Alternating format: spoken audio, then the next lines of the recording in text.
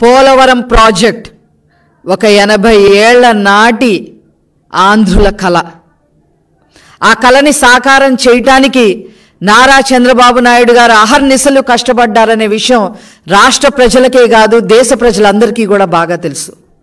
44 ఏళ్ల క్రితం టంగుటూరి అంజయ్య గారు పోలవరానికి శంకుస్థాపన చేశారే తప్ప ఒక్క అడుగు కూడా ముందుకెళ్ళింది లేదు.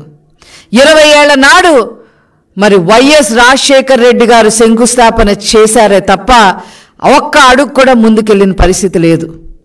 ఏదో పోలవరం ప్రాజెక్టుకి నేను ముందుకు తీసుకెళ్లాను అని చెప్పడానికి ముందు కాలువలు తవ్వేసి మట్టిని మింగేసి మొబిలైజేషన్ అడ్వాన్సులు పేరుతో కమిషన్లు నొక్కేసిన హీన చరిత్ర వైఎస్ రాజశేఖర రెడ్డిది.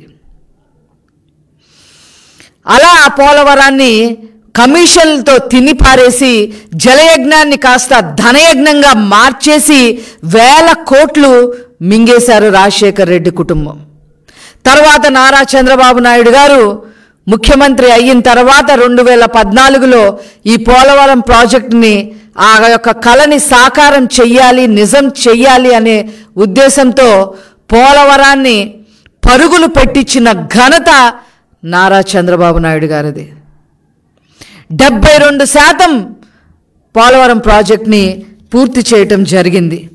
ఒక్క రోజులో 35,000 క్యూబిక్ మీటర్ల కాంక్రీట్ని నారా చంద్రబాబు నాయుడు గారు వేయించడం జరిగింది.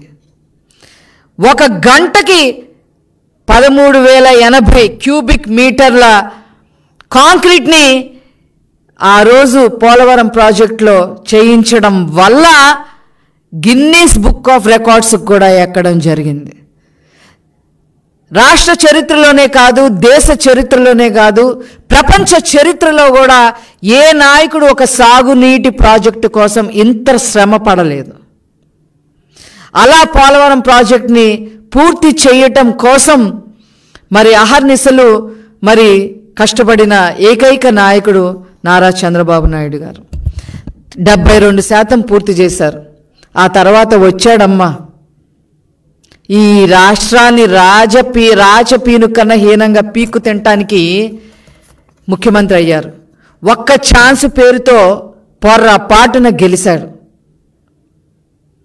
రాష్ట్రం ఎంత అధోగతి పాలైపోయిందో అందరికీ కూడా తెలుసు. పోలవరం ప్రాజెక్టు ఎంత అధోగతి పాలు చేశారో నిన్న ఆల్రెడీ నారా చంద్రబాబు నాయుడు గారు చెప్పడం జరిగింది. మేము మళ్ళీ చెప్పదలుచుకున్నాం.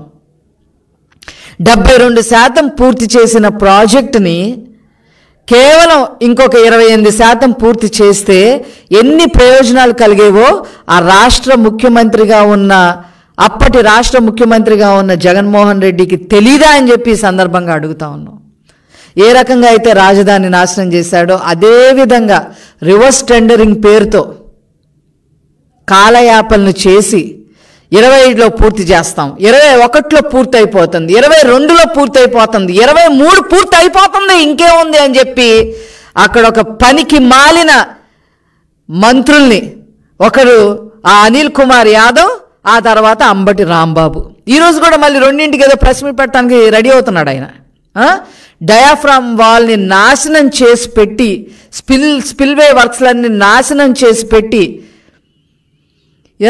భ్రష్టు పట్టించేసి చివరికి ఆ ప్రాంతం మొత్తం కూడా ముంపులోకి గురయ్యే విధంగా జిల్లాలు మునిగిపోయే విధంగా నాశనం చేశారు ఈ జగన్మోహన్ రెడ్డి ప్రభుత్వం.